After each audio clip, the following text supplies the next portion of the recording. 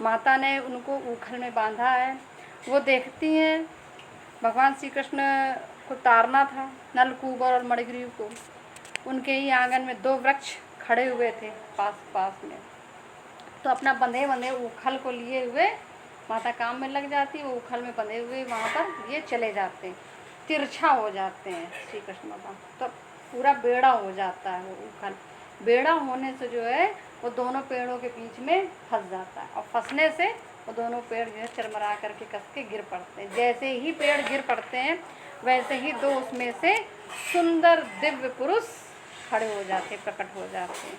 और प्रकट होते ही वो भगवान की स्तुति करने लगते हैं। देखो भगवान सब कुछ जानते हैं, अंतर्यामी, लेकिन फिर भी भगवान ने उनसे पूछा है कि तुम कौन हो। तो परमात्मा तुम्हारे सब कुछ जानते हैं अंदर की, कि तुम्हारे अंदर क्या चल रहा है, तुम क्या चाहते हो, तुम क्या कर रहे हो। लेकिन फिर भी हमें स्तुति करनी पड़ती है और इस मुख से कहना पड़ता है कि परमात्मा मुझे ये चाहिए, कि मैं आपकी शरणागत आया हूँ।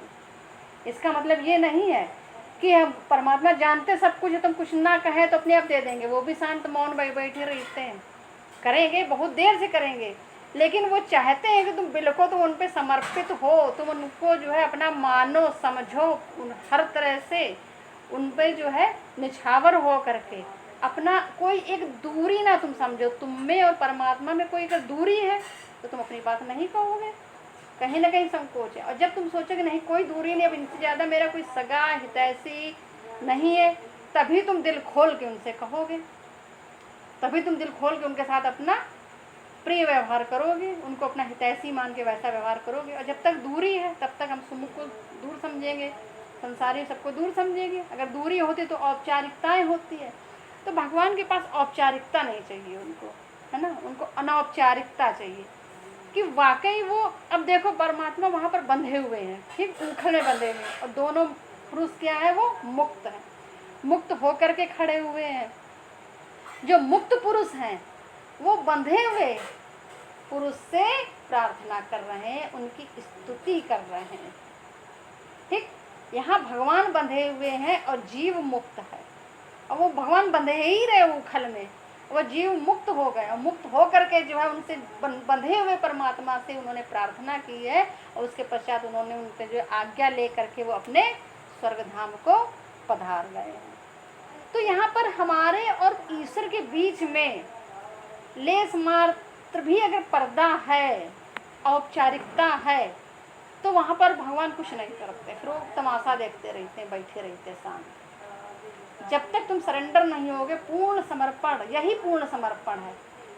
तुम भी जानते हो कि वो भी जानते हैं कि तुम्हारी सब कुछ जानते हैं, फिर भी तुमको मुंह से भी कहना है, आंखों से भी कहना है, अपने रोम रोम से भी कहना है, अब गिड़गिड़ाना है। तभी आर्त हृदय, जो आर्त जो होते हैं, तो आर्त, इसी आर्त से ही आरती शब्द बना है, यानी कि करुण पुकार करना। जो आरती ओम जय जगदीश हरे, उसमें परमात्मा का कितना गुणगान किया गया, संपूर्ण गुणगान कर दिया गया कि तुम सब कुछ हो, अंतर्यामी हो, करुणा हो, दयावान हो, निधान, सब कुछ। उसमें पूर्णता है कि वो आरती जो है जीव भगवान की उतारता है, हर अंग की आरती उतारता है, सब कुछ समर्पित कर रहा है उसमें, अपने आरती के साथ में अपने जो है अहम को भस्म कर रहा है अग्नि के साथ में।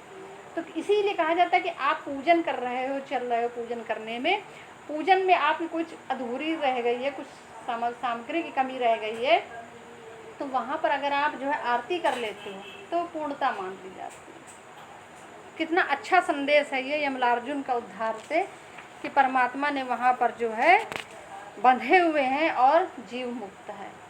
अब जो है भगवान बंधे हुए हैं, माता आती हैं, तो बाद में माता ने जो है खोला नहीं, पिता ने खोला है। देखो बांधने वाला कोई और है, खुलने वाला, खोलने वाला कोई और है। परमात्मा बंधे भी हैं और नहीं भी बंधे हैं, दोनों ही बातें हैं। तो वो हर तरह से हैं, हर रूप में है, हर कण में है।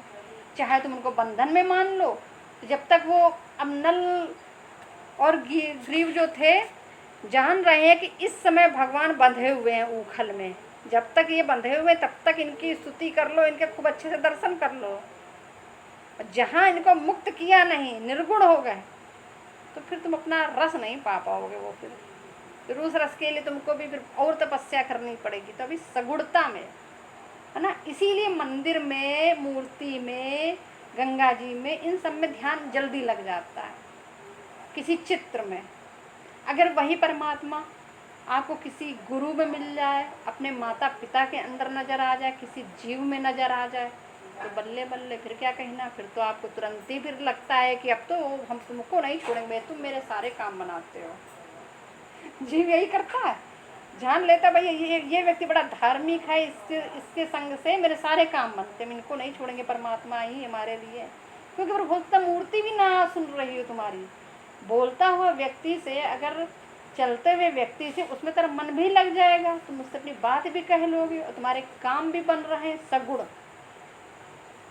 ठीक, तो ऐसे जो परम तपस्वी ऋषि मुनि जिसको प्राप्त हो जाए गुरु रूप में, परमात्मा रूप में, तो उसका तो लोग इसीलिए उसमें ज़्यादा भाव लग जाता है। गुरु ऐसे ढूंढते हैं लोग, कैसा कोई सिद्ध पुरुष मिल रहा। जानते हैं कि मूर्ति को प्रसन्न करना और कठिन है, लेकिन एक जीवित पुरुष को पैर पकड़ लोगे, रोने लगोगे, चिल्लाने लगोगे, गाने लोगों को दया आ ही जाएगी, उसमें जल्दी और मन लग जाता है। तो उसी तरह से मूर्तियों में भी मन लगता है। इसीलिए चित्र से कहा गया, चित्र से, मूर्ति से आप अपनी साधना को शुरू कीजिए कि आप जो है निर्गुण की ओर बढ़िए। तो यमलार्जुन का जो है भगवान ने फिर उद्धार कर दिया है। इसके पश्चात भगवान ने जो है बकासुर का उद्धार किया है। बकासुर नामक एक राक्षस था, कंस ने वहाँ से राक्षस भेजा है। बक माने बकरा टाइप का था, बहुत बड़ा वो, उसने, हाँ बगुला था, हाँ बगुला था, भूल जाते हैं, इसको याद करते हैं कई बार भूल जाते हैं। बगुला था, बगुले का रूप लेकर के आ गया है भगवान के सामने। भगवान तो सब कुछ जानते हैं, लेकिन फिर भी जो है वो दूसरों के सामने इस तरह से सारा खेल कर रहे हैं कि सब एक सामान्य बात है। देखो परमात्मा की यही एक चीज़ है कि वो गोप वालों के साथ मिट्टी में खेल भी रहे हैं, हंस रहे हैं, गीत गा रहे हैं, कविता गा रहे हैं, बाल नोच रहे हैं, उछल रहे हैं, एक दूसरे के ऊपर चढ़ रहे हैं, गिर रहे हैं, लौट रहे हैं, कुश्ती कर रहे हैं, ठीक, पढ़ रहे हैं, लिख रहे हैं, सब कुछ कर रहे हैं। तो कहीं उन्होंने जो इतना, कहीं पर वो साधना भी करते हैं, कभी वो दान भी करते हैं। जब वो खूब खेल रहे हैं तब माता उनको बुलाती, कहती कि आज तुम्हारे जन्म का नक्षत्र है, आओ स्नान कर लो, स्नान करके गौओं का दान करो। तो भगवान वो भी कर्म कर रहे हैं। तो संसार जो परमात्मा ने बनाया है तो कुछ गलत नहीं बनाया उन्होंने। जीव कहता है संसार बनाया ही क्यों है, हमें संसार में उलझा ही क्यों दिया है। तो अगर तुम सगुण मार्ग से हो, ठीक, तो जब हमें मालूम है कि प्रतिबिंब को हम प्रतिबिंब से जीत सकते हैं। गंगा जी क्या है, यमुना जी क्या है, प्रतिबिंब ही तो है परमात्मा का, है भी और नहीं भी है, ये सिद्धांत तुम्हें बता चुके हैं। तो अगर तुम है मान के चलोगे तो उसको मानते मानते तुम उस मूल तक पहुंच जाओगे, और नहीं मान के चलोगे तो तुम उस ध्यान में खो जाओ तो भी तुम पहुंच जाओगे। दोनों ही मार्ग हैं। तो ऐसे ऐसे साधक भी पड़े हैं कि घर गृहस्थी के सारे कार्य करते हुए भी उनको मोक्ष प्राप्त हुआ है। जैसे मंडन मिश्र थे, तो वो भी शंकराचार्य रह चुके हैं मंडन मिश्र।